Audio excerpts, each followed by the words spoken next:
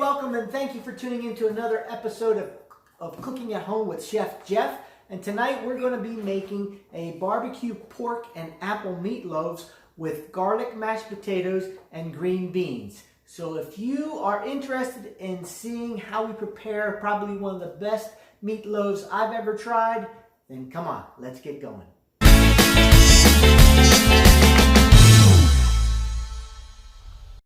Alright, for this recipe, it's pretty simple as far as what the ingredients are calling for. We're gonna have an apple. We're gonna start with the apple, and we want to cut it in half, and then we are going to core it.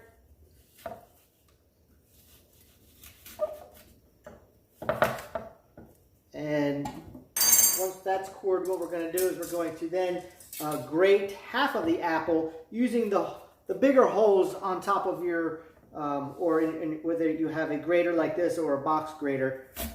And once we're complete with this, we're going to then try and squeeze as much of the water out of this as possible. And then once we've done that, we're going to then go ahead and mix this in a small bowl with the Panko Breadcrumbs.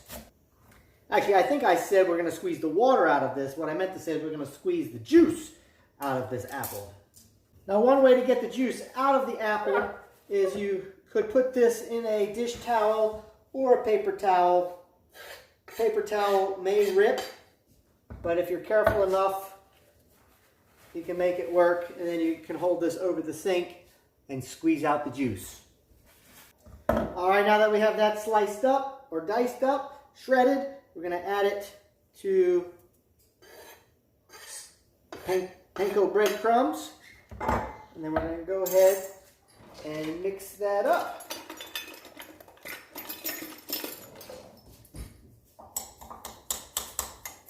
For the next step, you want to take the potatoes.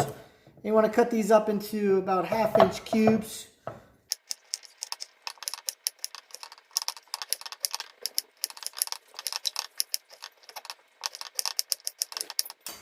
Once this is complete, you want to take this, you want to add them to a medium pot full of water and just enough salt, and you want to bring that to a boil for about 15 to 20 minutes.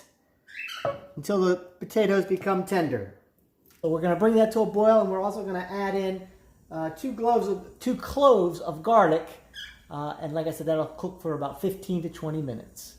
So while we're waiting for the potatoes to boil, one thing you could do is you could start to mince or grate the rest of your garlic cloves. One thing I want to show you, and I love little gadgets, and this is, I'm sure you could just buy a little piece of rubber. But I remember one Christmas, I think this was a stocking stuffer from my father, and it basically takes the skin off of the garlic. So all you do is you put the garlic in the tube,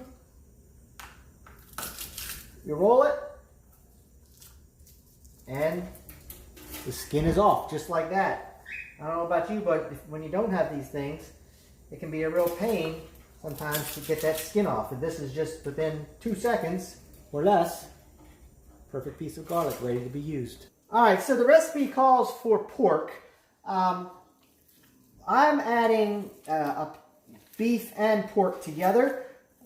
We just really tend to like it better this way. For whatever reason, I don't know, but we're gonna mix that together. And that's the great thing about cooking. You know, you could alter the recipe however you like, whatever suits your needs and tastes and wants and desires.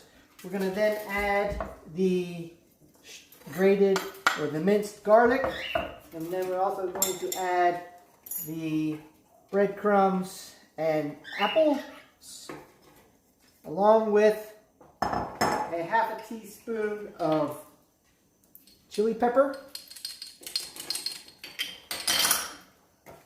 fry seasoning, which is paprika, garlic, and onion powder, all mixed together. We're going to add all that in there, and then we're going to season it generously with salt and pepper.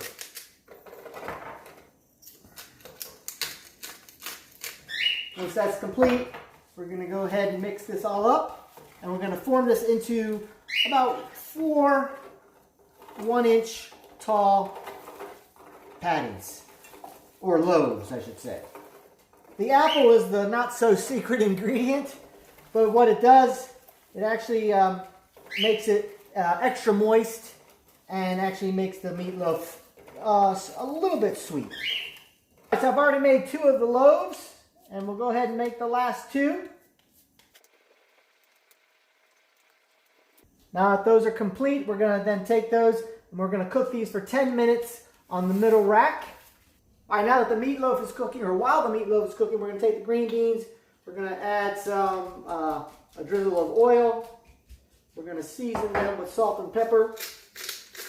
And mix it together, and then once it's all mixed together, we'll add it to the meatloaf pan, and it will cook for another 10 to 15 minutes along with the meatloaf, also in the meatloaf juice. It's been 10 minutes for the meatloaves to be cooking, and added the green beans, and that'll cook right alongside with that for another 12 to 15 minutes. And the oven is on 450, so it's got some pretty good heat.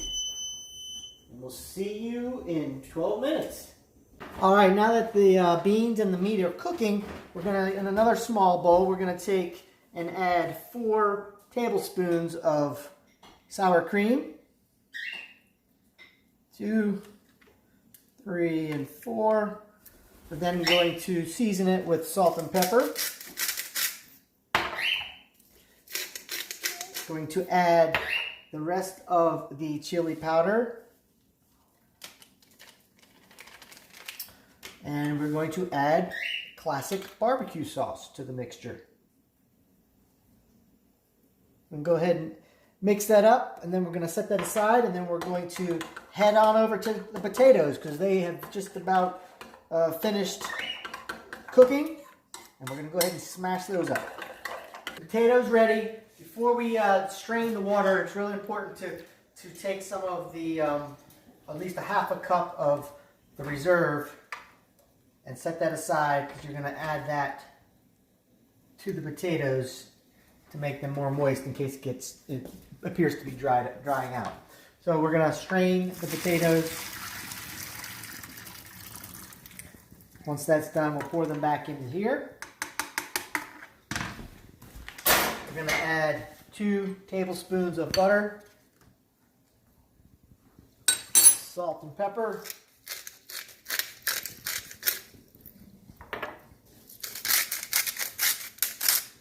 and we're going to add 4 tablespoons of sour cream. This is the serving size for 4 people. If you're only serving 2 people, you only want 2 tablespoons. Now we're going to get the potato masher. And this is the fun part. You get to mash these potatoes, and you can mash them to whatever chunkiness you would like. Obviously, the more mashing, the smoother it gets.